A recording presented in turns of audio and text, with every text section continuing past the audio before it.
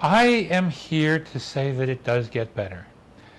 20 years ago for me, my life came to a screeching halt. I had a promising career as a military officer, and I was outed accidentally, and it turned out that the Army had a little bit of a problem with an infantry officer wearing cashmere and heels while off duty. At that point, my whole life changed. My wife divorced me. I lost contact with my kids. I began to sink deeper and deeper into depression. And about 5 years ago, I woke up one morning wondering why I was bothering. Why I was bothering to wake up, why I was bothering to go through life. And having worked with people for a number of years who were dealing with the same things, I knew that that was the wrong question I should be asking myself in the morning.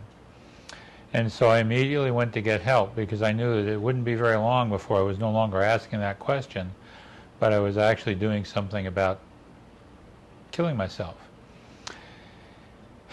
And so I went to see a therapist at the VA, and for the first 6 or 7 months of our therapy, I would get to our 55-minute appointments every week about 50 minutes late. If he hadn't stuck by me, and if he hadn't given me that 5 minutes of time every week, I probably would have not made it.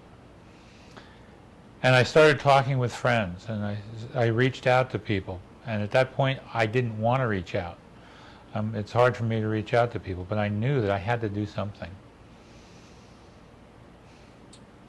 And slowly I began to forgive myself, which I'd taught people how to do time and time again over the years. I began to readdress who I was, and to teach myself to accept who I was.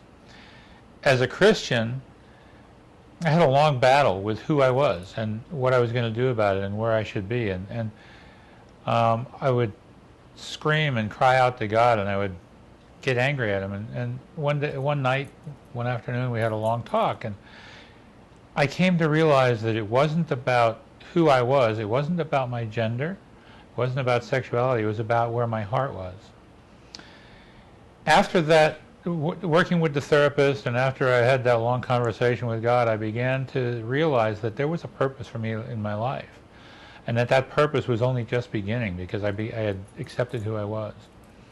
Today I pastor a small charismatic church here in Tucson, and I work with transgender people and just about anybody who is interested and needs help. I also work for the GLBT Community Center, and I'm on the board for the GLBT Chamber of Commerce.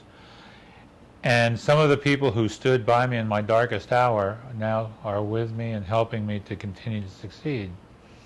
And I, in turn, can turn around and help other people.